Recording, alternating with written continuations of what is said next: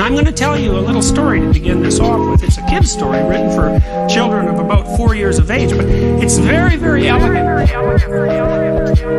There's no such thing as a dragon. Well, we all know that a dragon is a fictitious creature. Reptilian, terrible, lives forever, breathes fire, hoards gold. Strange combination of attributes. Why would something terrible and ancient hold a treasure?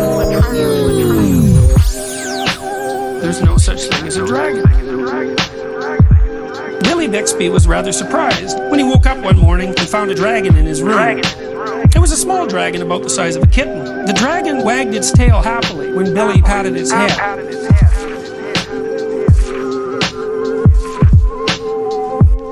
It's interesting, you know, in Chinese mythology, the dragon is a positive figure. In European mythology, the dragon is something to face in combat and destroy. Billy went downstairs to tell his mother. There's no such thing as a dragon, said Billy's mother. And she said it like he meant it.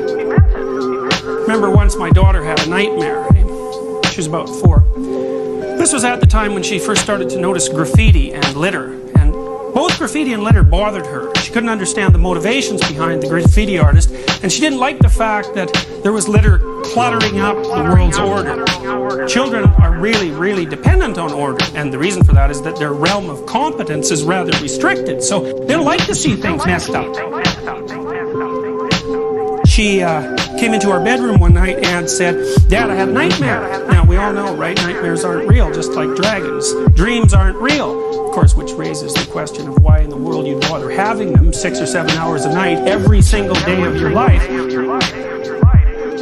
She said, "I dreamt that there was a clear flowing stream, but in the stream there was all sorts of garbage, and it scared me and bothered me so much I woke up." So I told her, "Look, close your eyes and imagine the stream. It's full of garbage. What should you do about it?" And she said, "Well, I should take the garbage out of the stream." I said, "All right, so picture the stream, picture yourself cleaning the garbage out of it." She calmed down and went back to sleep. Why? Well, because dreams concentrate on threat. We know that. They present threats to you, threats you haven't been able to deal with well. There's a part of your brain that tracks threats, and it's not really all that smart in some ways. All it does is say, "Look, here's a problem," and it's waiting for the rest of your brain to conjure up some solution to that problem. And if it doesn't conjure up a solution, then it just presents the problem over and over and over and over and over. So people who have post-traumatic stress disorder, for example, who've been really upset by their contact with something unexpected, dream about the same tragedy forever until they solve it.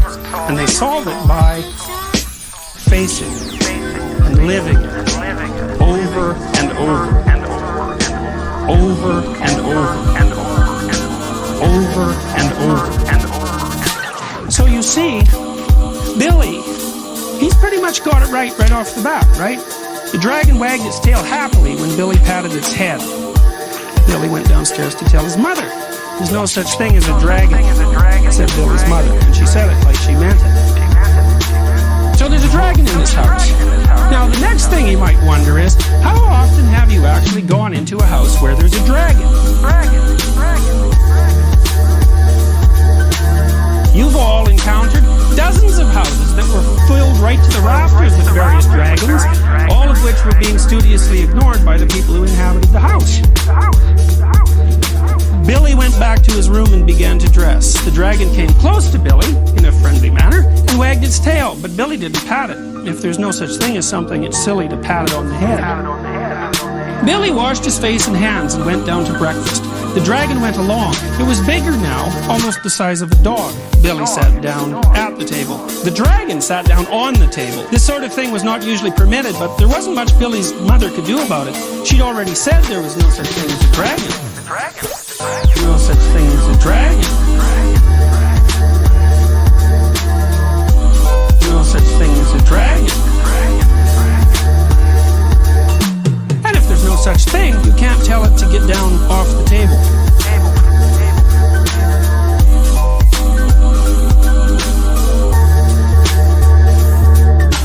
Mother made some pancakes for Billy, but the dragon ate them all. Mother made some more, but the dragon ate those too. Mother kept making pancakes until she ran out of batter. Billy only only got one of them, but he said that's all he really wanted anyway. One time, an acquaintance of ours brought their son over to be babysat at our house. His nanny had just been in a car accident, so he was being shunted from house to house while his parents went off to work. He didn't have a very good reputation, this kid. He was about 4. He came over to our house with his mother in the morning, and she dropped him off, and she said, well, he probably won't eat all day, but that's all right. And I thought, no, he's 4. If he doesn't eat all day, that's not all right. It isn't all right that he doesn't eat. So then you think, well, maybe there's some sort of dragon associated with this child. So I came back at noon. My wife had taken care of the children that day, and I walked in the house, and he was standing. The other kids were playing in the living room, and he was standing in the porch, sort of in the corner, kind of just wandering around back and forth. And I looked at him and I thought, that's not so good. So I kind of poked him a bit, and I was poking him, trying to get him to play. And he had this really mask of a face on, unhappy. And I'd poke him and he'd kind of jerk away and all that.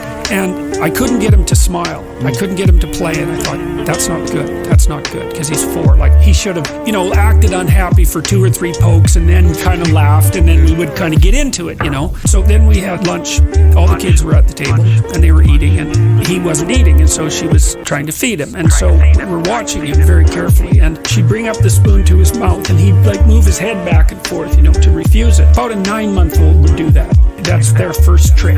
Something happened when he was 9 months old, and he never really got beyond that.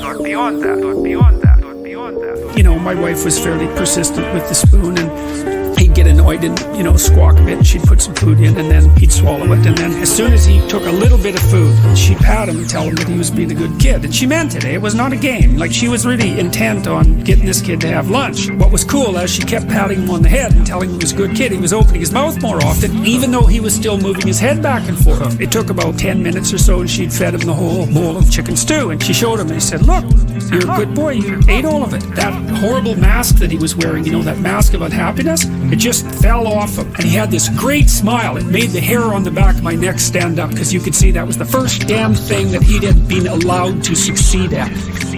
For the rest of the day, he followed my wife around like a puppy dog. He was one step behind her, and then we went downstairs into the basement, and we were watching TV, and he climbed up in her lap, and he grabbed onto her, just wrapped around her, And then his mother came home, and she came downstairs, and she took one look at this kid wrapped around my wife, and she said, oh, super mom, and grabbed him, and then, walked out. And I thought, that was a horrible thing to see. One day with that kid, you'd fix him up. It was one positive experience was enough to bring him out of his shell. It's okay that he doesn't eat. See, it's okay that he stands in the corner and doesn't play with the other kids. It's okay that he's miserable and unhappy. It's like, hey, guess what? That's not okay. It's not even a little bit okay.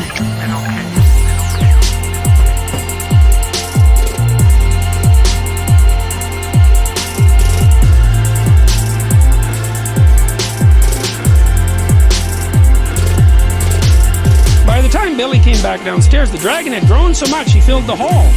Billy had to go around by way of the living room to get to where his mother was. I didn't know dragons grew so fast, said Billy. There's no such thing as a dragon, said Mother firmly. Cleaning the downstairs took Mother all morning, what with the dragon in the way and having to climb in and out of windows to get it from room to room.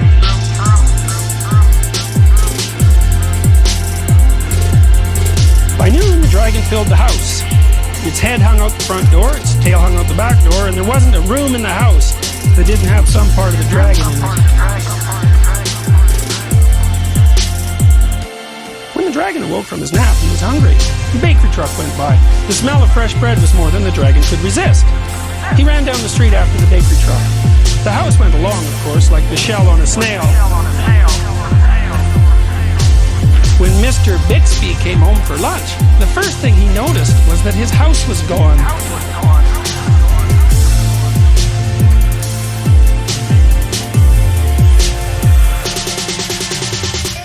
Luckily, one of the neighbors was able to tell him which way it went. Mr. Bixby got in his car and went looking for the house. He studied all the houses as he drove along. Finally, he saw one that looked familiar. Billy and Mrs. Bixby were waving from an upstairs window. Mr. Bixby climbed over the dragon's head onto the porch roof and through the upstairs window. How did this happen? Mr. Bixby asked. It was the dragon, said Billy. There's no such thing, Mother started to say. There is a dragon, Billy insisted, a very big dragon. and Billy patted the dragon on the head. The dragon wagged its tail happily. Then, even faster than it had grown, the dragon started getting smaller. Soon it was kitten size again. "I don't mind dragons this size," said Mother. "Why did it have to grow so big?" "I'm not sure," said Billy, "but I think it just wanted to be noticed."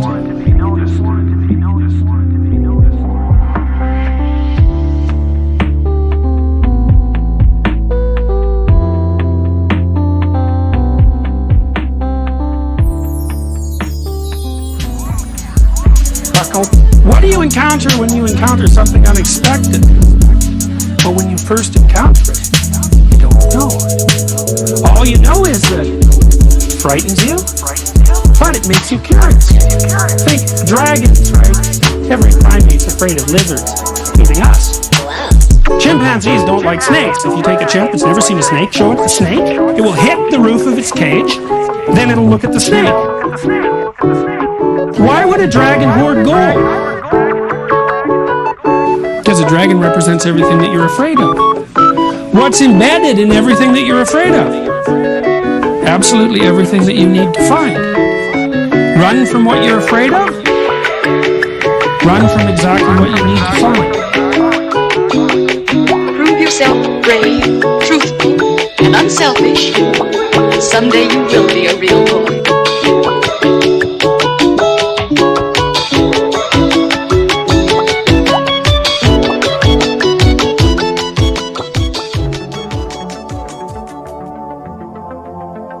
It's a message. What's it say? It's about your father.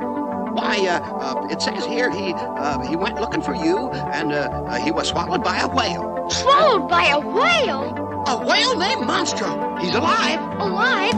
Where? Why, inside the whale, at the bottom of the sea. Hey, where you going? I'm going to find him. No, are you crazy? Don't you realize he's in a whale? I gotta go to him. But this Monstro, I've heard of him. He's a whale of a whale. Why, he swallows whole ships alive. And besides, it's dangerous. Why, Bye, Jiminy. Goodbye.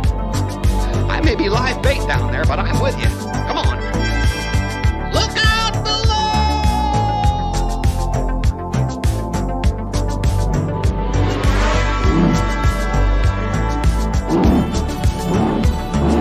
Well, it's about time.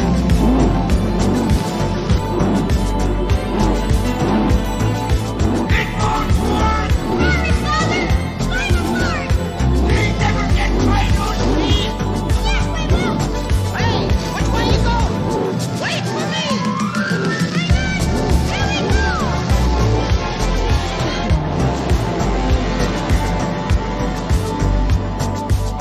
Hurry!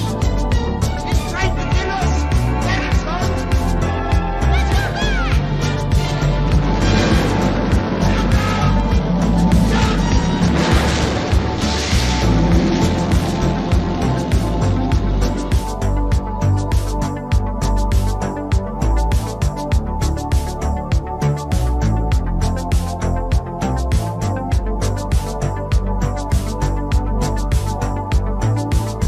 Pinocchio, don't mind me, son. Save yourself. Pinocchio! Oh, Pinocchio! Pinocchio!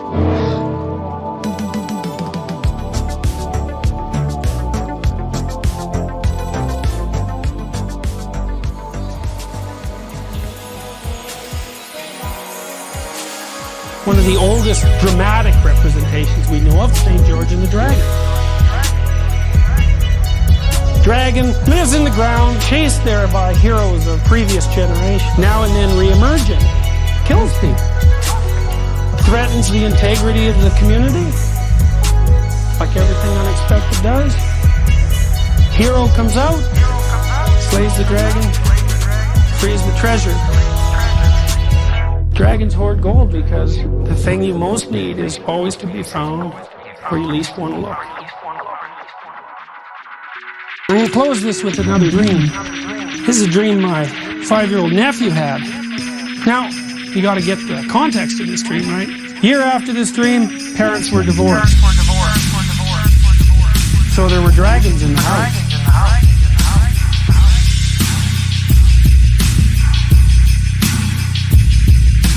He was about 4 at this time. He was running around the house with this little plastic knight helmet on and a sword. He was zipping around killing things with it. Doing this all the time. And even when he went to sleep at night, he'd put the sword by his pillow and the night helmet on his pillow. Now, every night, or every second night, or every third night for 6 months, he'd been waking up screaming.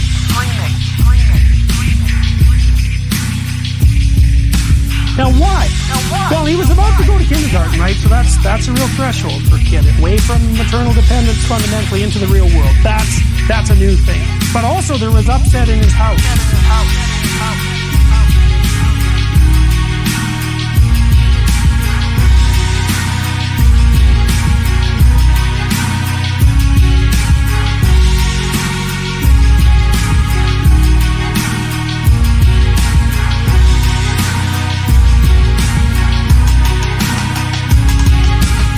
I was there one night when he woke up screaming. Next morning I said, well, did you dream anything? And so he launched into this story. He said, he was in this field, and these little creatures, like dwarves, were coming up to him, and they didn't have any arms, they just had legs. They had big beaks, and they were covered with hair and grease, and on top of their head was a cross. And there's lots and lots of these dwarfs, and they were jumping on him with their beaks, biting him.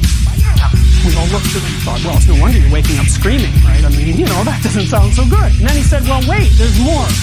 Back in the distance, there's a dragon.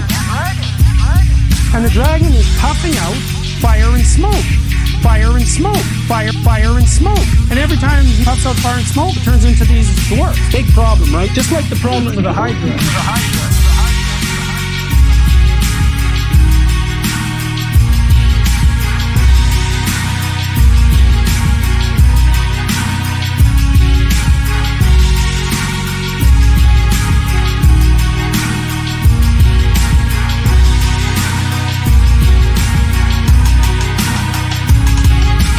What are you going to do about these dwarfs? Kill one, big deal. 10 more are coming. What can you do about that? In a legal trial, that would have been an inadmissible question. That's called leading the witness. Because what I told him was, despite the horror of this situation, you maybe could do something about it. And he said, I take my sword, I get my dad. That's a good idea, right? There's the real dad, and then there's the tradition dad. You might as well have your father by your side if you're going to go into battle. I take my sword, I get my dad, I go to where the dragon was. I jump up on his head, I poke both of his eyes out with the sword, I'd go down his throat to the place where the fire comes out, I'd cut a piece of that box out and I'd use it as a shield. Wow, that's unbelievable. Unbelievable that he could do that. Perfect, right? There's no sense going after the dwarves, because there's thousands of them. You might as well go after the dragon. Go after the dragon. You might as well go after the dragon. Go after the dragon.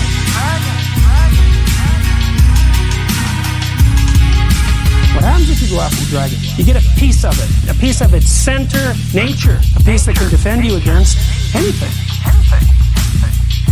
including other dragons. What if this was the case, evolutionarily speaking or religiously speaking? What if we were adapted to the world? Now, what if it's not the simple place of dead objects that we think it is? What if it's something a lot more alive, a lot more like a story? What if the story is something like this? You have absolutely everything you need, but you have to use all of it. If you run away from any of it, you don't get that piece of the dragon. If you miss even one piece, there's a chink in your armor. There's a place where you're vulnerable. If you make even one mistake, you lessen yourself. If you lessen yourself, you're going to run away more. When someone wants to lean on you, they're not going to be able to lean on you because you'll just fall over. What if it was the case that we were adapted to the world, really adapted, so that if we made full use of all the talents we had, we'd be okay? What if it was the case that if we set out consciously to never run away from something we know we shouldn't run away from, that everything would be all right? Well, you can think whatever you want to think, but this is what I think. I think it's bloody amazing that that little kid's book that I read you at the beginning of this lecture had all that information in it. And so you might ask yourself when you leave, if that information isn't true, how the hell did it get